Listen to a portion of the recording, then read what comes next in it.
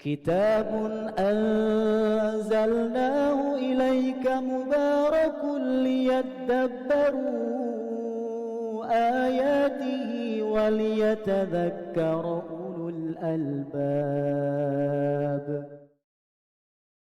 Bismillahirrahmanirrahim. Assalamualaikum warahmatullahi wabarakatuh. Bismillah, alhamdulillah, wassalatu wassalamu ala rasulillah, nabiyina Muhammad wa alihi, sahbihi wa man nasara wa wala, wa la hawla wa la quwata illa billah. Ya ayyuhalladzina amanu taqullaha haqqa tuqatihi wa la tamutunna illa wa antum muslimun, amma ba'd. Berjumpa kembali teman-teman yang dimuliakan Allah Subhanahu wa taala pada nasihat-nasihat dalam kebaikan dan dalam menetapi kesabaran. Kita masih melanjutkan tentang Palestina yang sudah kita sebutkan pada video-video yang lalu berkaitan dengan perhatian kita akan apa yang terjadi pada hampir 1 bulan ini, yang terjadi pada saudara-saudara kita di bumi Palestina yang diberkahi oleh Allah Subhanahu wa taala. Dan sekali lagi, memang negeri Palestina ini sebagaimana nubuat, kabar gembira dari Nabi SAW bahwasanya ia memiliki keutamaan, keberkahan, dan beberapa alasan sudah kita sampaikan pada video-video yang lalu, dan kita masih melanjutkan. Di antara keutamaan Palestina ini, Rasulullah SAW pernah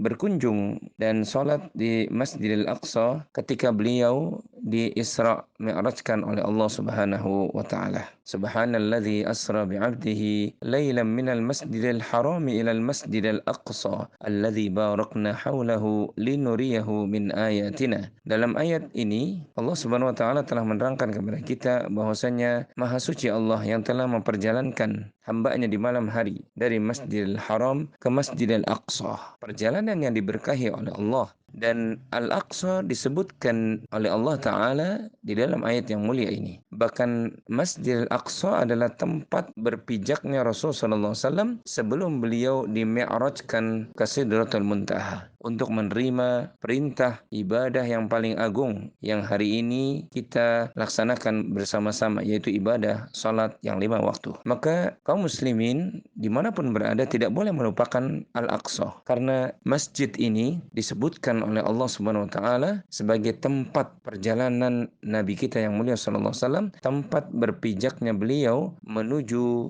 Sidratul Muntaha, menuju Allah Subhanahu wa taala di langit yang paling tinggi di sana. Maka dalam hadis yang lainnya yang disampaikan oleh Anas bin Malik bahwa Rasul kita yang mulia sallallahu alaihi wasallam bersabda tentang perjalanan beliau ini. Kata beliau, seekor buraq didatangkan kepadaku, yaitu sebuah hewan berwarna putih dan tinggi, lebih tinggi dari keledai namun lebih rendah dari baghal. Ia meletakkan jejak kakinya sejauh mata memandang. Lantas kata Nabi SAW, aku mengendari buraq ini hingga sampai di Baitul Maqdis. Aku menambatkannya pada sebuah tiang yang biasa dipergunakan oleh para nabi untuk menambatkan hewan tunggangannya. Aku lantas masuk ke dalam Masjidil Aqsa dan melaksanakan salat 2 rakaat. Kemudian aku keluar sampai Jibril alaihi salatu wassalam datang kepadaku dengan membawa 1 bejana arak dan 1 bejana susu. Maka kata Nabi SAW, aku memilih susu. Di dalam hadis yang diriwayatkan oleh Imam Ahmad dan Ibnu Majah serta Imam Al-Hakim ini, Nabi SAW dalam perjalanannya itu sampai di Baitul Maqdis, bahkan menambatkan kendaraan beliau yaitu berupa buraq di tempat itu.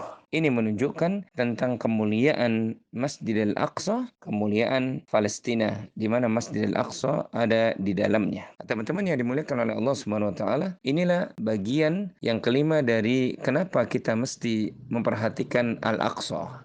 Kemudian yang keenam, bahwasanya negeri ini, negeri Palestina ini adalah termasuk negeri yang didoakan oleh Rasulullah SAW agar mendapatkan atau menjadi negeri yang berkah. Di mana Rasul kita yang mulia SAW, sebagaimana hadis yang diriwayatkan oleh Imam Muslim dari Abdullah ibnu Umar, beliau SAW berdoa, Allahumma barik lana fi sya'mina, Allahumma barik lana fi yamanina. Ketika Nabi SAW berdoa, ya Allah berkahilah untuk kami negeri Syam kami, berkahilah untuk kami negeri Yaman kami. Qalu, para sahabat bertanya, ya Rasulullah, wa fi najdina, ya Rasulullah mintakanlah juga berkah untuk negeri Najd kami. Maka qala Nabi SAW menjawab, Allahumma barik lana fi sya'mina, Allahumma barik lana fi yamanina. Justru Nabi berdoa, Allahumma ya Allah berkahilah untuk kami negeri Syam kami, berkahilah untuk kami negeri Yaman kami. Kemudian para sahabat kembali mengulang, ya Rasulullah wa fi najdina,